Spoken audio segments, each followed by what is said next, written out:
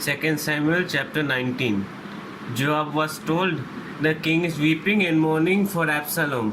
And for the whole army, the victory that day was turned into mourning, because on that day the troops heard it said, "The king is grieving for his son." The men strode into the city that day as men steal in who are ashamed when they flee from battle. The king covered his face and cried aloud, "O my son Absalom, O Absalom, my son, my son." Then Joab went into the house to the king and said, "Today you have humiliated all your men who have just saved your life and the lives of your sons and daughters and the lives of your wives and concubines. You love those who hate you and hate those who love you. You have made it clear today that the commanders and their men mean nothing to you.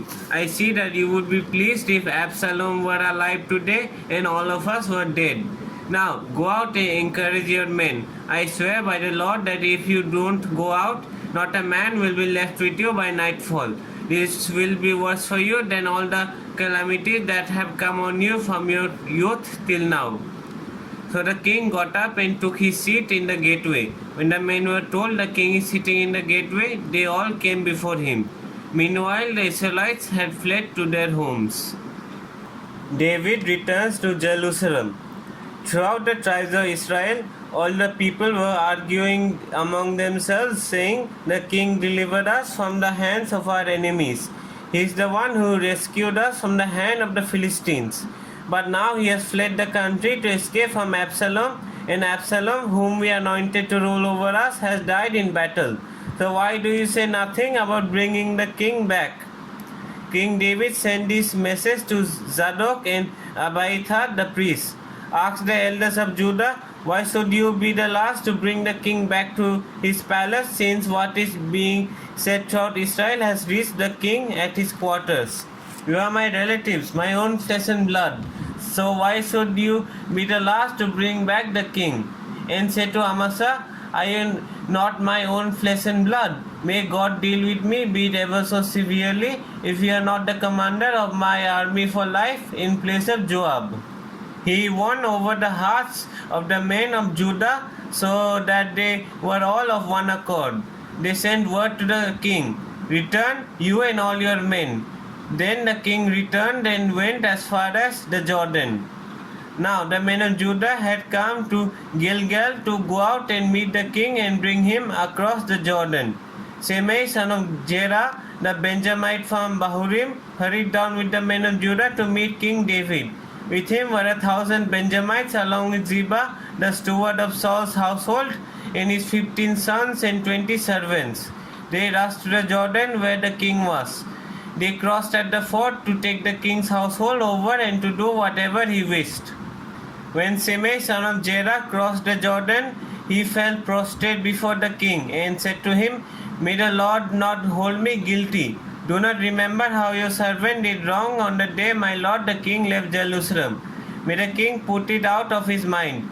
For I, your servant, know that I have sinned, but today I have come here as the first of the whole house of Joseph to come down and meet my lord the king." David replied, "What does this have to do with you, you sons of Zeruiah? What right do you have to interfere? Should anyone be put to death in Israel today? Don't I know that today I am king over Israel?" So the king said to Shimei, "You shall not die." And the king promised him on oath. Mephibosheth, Saul's grandson, also went down to meet the king. He had not taken care of his feet or trimmed his mustache or washed his clothes from the day the king left until the day he returned safely. When he came from Jerusalem to meet the king asked him, "Why didn't you go with me, Mephibosheth?" He said, "My lord the king, since I, your servant, am lame, I said, I will have my donkey saddled and will ride on it, so I can go with the king.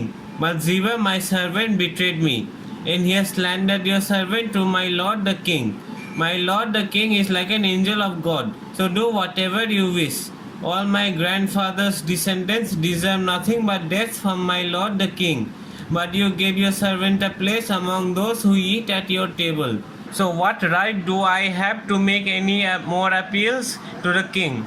The king said to him, "Why say more? I order you and Ziba to divide the land. Mephibosheth said to the king, let him take everything now that my lord the king has returned home safely. Barzillai the Gileadite also came down from Rogelim to cross the Jordan with the king and to send him on his way from there. Now Barzillai was very old, 80 years of age. He had provided for the king during his stay in Mahanaim, for he was a very wealthy man. The king said to Barzillai, cross over with me and stay with me in Jerusalem, and I will provide for you. But Barzillai answered the king, how many more years will I live that I should go up to Jerusalem with the king? I am now 80 years old. Can I tell the difference between what is enjoyable and what is not? Can your servants taste what he eats and drinks? Can I tell the difference between what is enjoyable and what is not? Can your servant taste what he eats and drinks? Can I still hear the voices of male and female singers? Why should your servant be an added burden to my lord the king? Your servant will cross over the Jordan with the king for a short distance. But why should the king reward me in this way? Let your servant return that I may die in my own town near the tomb of my father and mother. But here is your servant Kimham. Let him cross over with my lord the king. Do for him whatever you wish. The king said, Kimham shall cross over with me, and I will do for him whatever you wish. And anything you desire from me, I will do for you. So all the people crossed the Jordan, and then the king crossed over. The king kissed Barzillai and bid him farewell, and Barzillai returned to his home. When the king crossed over to Gilgal, Kimham crossed with him. All the troops of Judah and half the troops of Israel had taken the king over. Soon all the men of Israel were coming to the king and saying to him, why did our brothers, the men of Judah, steal the king away and bring him and his household across the Jordan together with all his men? All the men of Judah answered the men of Israel, we did this because the king is closely related to us. Why are you angry about it? Have we eaten any of the king's provisions? Have we taken anything for ourselves? Then the men of Israel answered the men of Judah, we have 10 shares in the king, so we have a greater claim on David than you have.